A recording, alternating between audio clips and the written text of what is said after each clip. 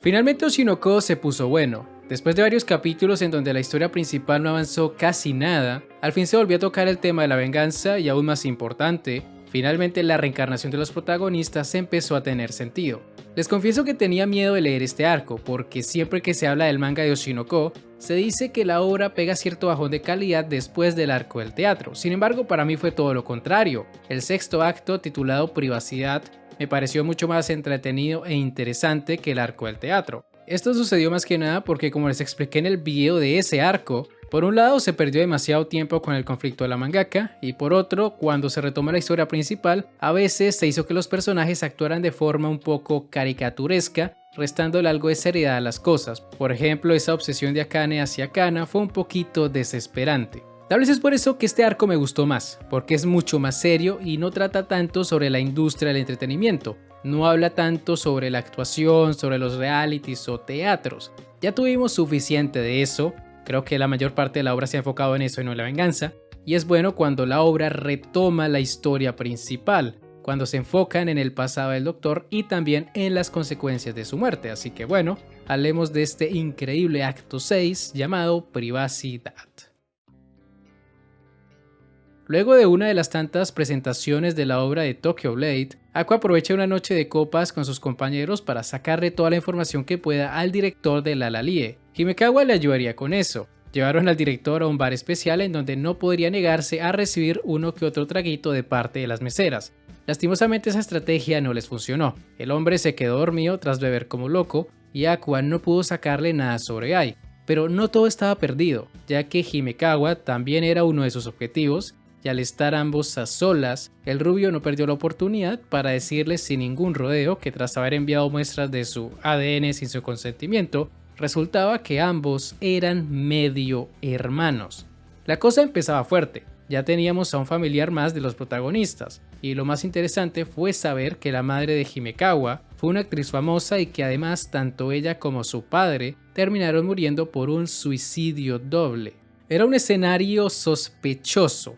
Era raro que las dos mujeres con las que se involucró el padre de Aqua hayan muerto de formas tan poco comunes, pero el protagonista no le prestó mucha atención a eso, no quiso analizarlo demasiado. Lo único en lo que podía pensar es que su padre ya estaba muerto y que Ai solo fue una de sus amantes.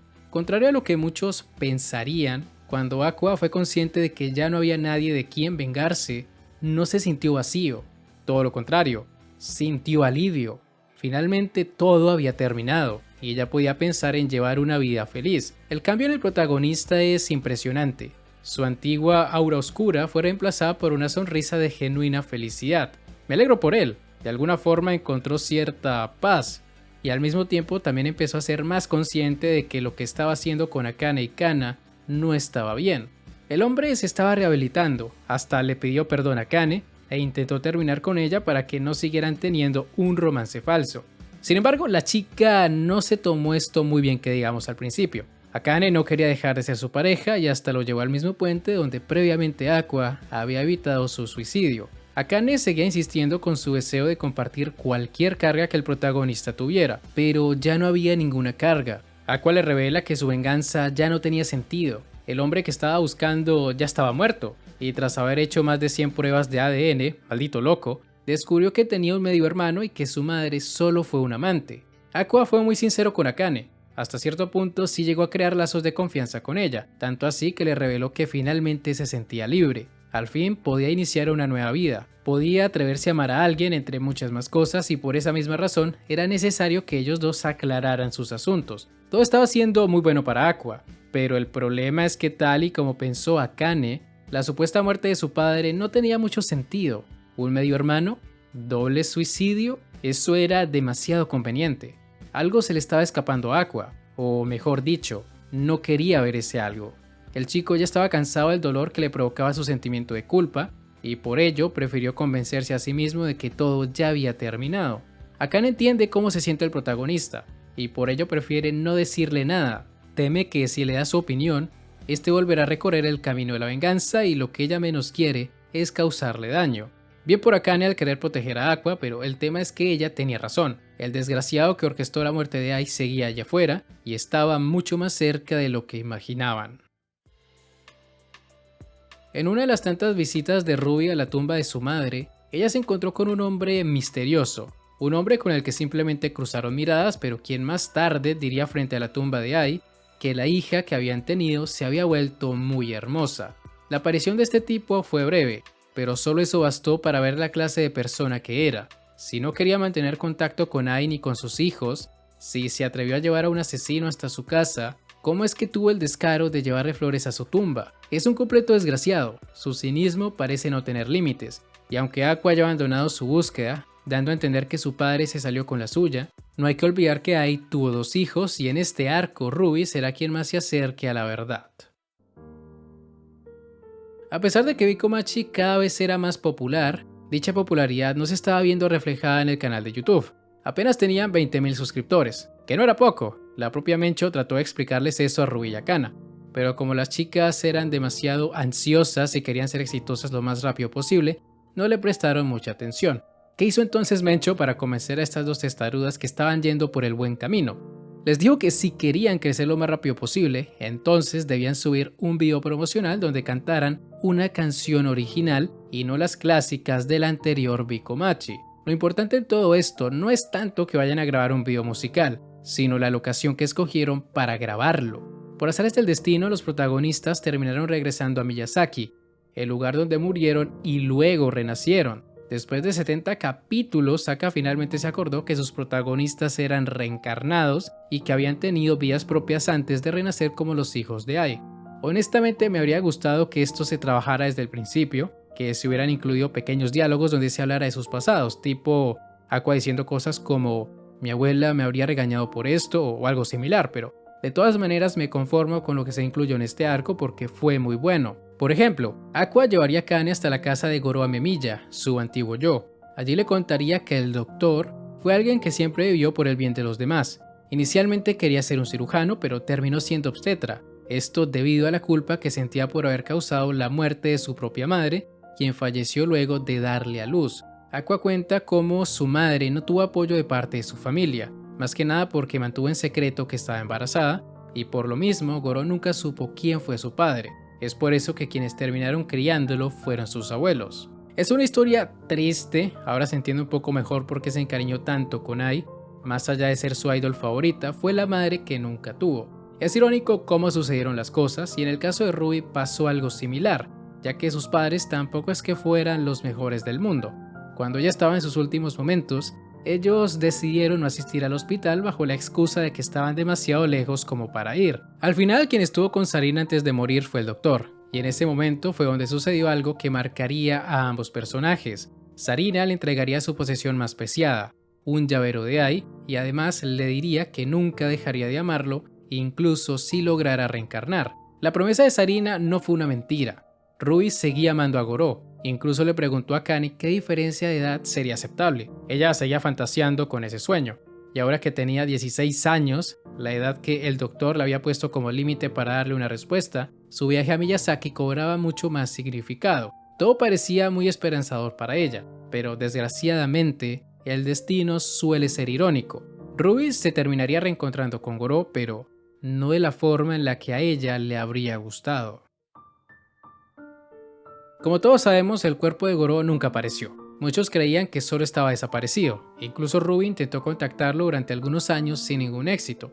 Es por eso que pensó en convertirse en una idol famosa, porque así tal vez Goro la vería y podrían arreglar sus asuntos. La chica fantaseaba con ese encuentro y fue un golpe muy duro para ella encontrar su cadáver. Esta parte me pareció genial, porque finalmente nos estaban diciendo cuáles fueron los sueños y lamentos que tuvieron tanto Goro como Sarina antes de ser los hijos de Ai. Lo que sí me sacó un poco de onda es la forma en la que Ruby se enteró de cómo murió Goro. Que todo se lo haya contado la niña Cuervo me pareció bastante mediocre. Digo, si se le pueden dar 10 capítulos al conflicto de una mangaka y un guionista, ¿por qué no hacer que Aqua le cuente a Ruby lo que él sabe? O si no quieren hacer eso, que Ruby misma saque sus propias conclusiones, pero no me incluyas un personaje nuevo solo para acelerar la historia de esa forma. No sé quién es la niña Cuervo, pero no me agradó en lo más mínimo su inclusión. Hace que las cosas se sientan forzadas. Capaz y luego nos dicen que la niña es una diosa y fue quien se encargó de que los protagonistas reencarnaran, pero sigue siendo una solución mediocre, la verdad. Entiendo que se quería crear un contraste entre los hermanos, que mientras uno abandonaba la idea de la venganza, la otra empezaba a pensar en ella, pero no quedó muy bien que digamos. De todas maneras, obviando el tema de la niña rara, me gustó la reacción de Ruby al enterarse que la misma persona que causó la muerte de Ai también fue la misma que causó la de Goró. Por primera vez pudimos ver en ella esa aura de odio, esa que tanto caracterizaba a su hermano. Como se nota que quería mucho más al doctor que Ai, porque con la muerte del doctor sí se lo tomó personal, y si bien no puedo tomarme en serio que ella despertara el Mangekyo Sharingan, los dos ojos de estrellita, sí que está interesante que ella misma haya logrado deducir que su hermano solo se convirtió en actor para vengar la muerte de su madre. E incluso al final del arco, cuando todos estaban pidiendo deseos enfrente de un templo, ella pidió que Aqua fuera capaz de encontrar al asesino. La chica quiere venganza, y no la culpo, pero el tema es que su hermano ya se ha desentendido de todo eso. Aqua ya no quiere pensar más en eso, quiere ser libre, y hasta empieza a desarrollar sentimientos por Akane. Cuando la chica le dijo que había llegado el momento de separarse, ya que su presencia solo lo incitaba a pensar en el pasado, en una escena muy buena, Aqua la detiene con un beso y le dice que ya no piensa en la venganza, en vez de eso solo quiere protegerla.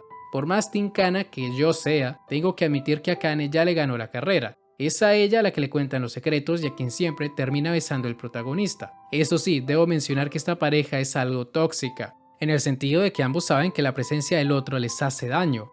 Por un lado, Akane sabe que Aqua la estuvo utilizando todo el tiempo, y por otro, Aqua no puede evitar hacer eso cuando piensa en las habilidades de la chica. En este arco le pide perdón por eso, pero eso no quita que tenía la esperanza de que Akane encontrara el cadáver de Goró. Y bueno, aunque irónicamente ella no hizo nada, solo siguió en Cuervo junto con Ruby, en teoría sí lo encontró. Sinceramente no creo que esta pareja termine bien. Ambos son demasiado masoquistas y eventualmente la obsesión que tienen el uno por el otro, ya sea por la amabilidad de Aqua o las habilidades de Akane, ambos podrían estar terminando como los padres de Himekawa, bueno, su madre y padrastro técnicamente. Lo único cierto con todo esto es que Kana tiene que dejar de pensar en Aqua. No le hace bien seguir pensando que puede tener una oportunidad con él.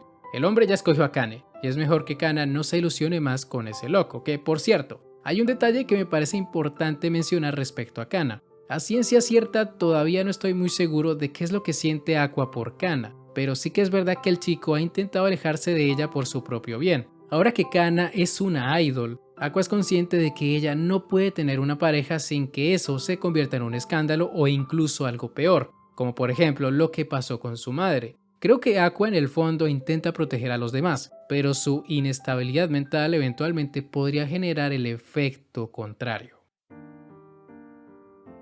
Este arco me gustó mucho más que el anterior, independientemente de la niña cuervo que no me convence para nada, todo lo demás fue buenísimo. Ya sabemos por qué a Aqua le afectó tanto la muerte de Ai, nunca había tenido una madre amorosa y cuando finalmente la había conseguido, se la arrebataron de una forma muy horrible, y lo mismo también aplica para Ruby. Se entiende más o menos por qué ambos fueron seleccionados para reencarnar y me gustaría que en los siguientes arcos se siguiera trabajando esto, que los hermanos empiecen a hablar sobre estos temas e intercambien la información que han descubierto acerca de su padre. También sería bueno ver la reacción de Ruby cuando se entere que su hermano es el hombre que amó en su vida anterior y que aún sigue amando. No sé si la historia tomará el rumbo del norte, pero sí que esa revelación generaría un conflicto muy bueno. Sería irónico y divertido de ver, ya que Ruby es quien llamaba a su hermano Siscon, pero tal parece que era todo lo contrario, es ella quien siente cosas por él. Respecto al verdadero padre de los chicos, es obvio que Aqua se enterará tarde o temprano de que sigue vivo, y en ese momento el hombre volverá a tomar el camino de la venganza. Eso sí, debe tener cuidado, porque su padre parece ser una persona acostumbrada a eliminar a todos aquellos que se interponen en su camino. Si no quiere que sus seres queridos paguen los platos rotos, tendrá que actuar con demasiada precaución. Y por cierto, antes de terminar con este video, quiero resaltar la participación de Mencho en este arco.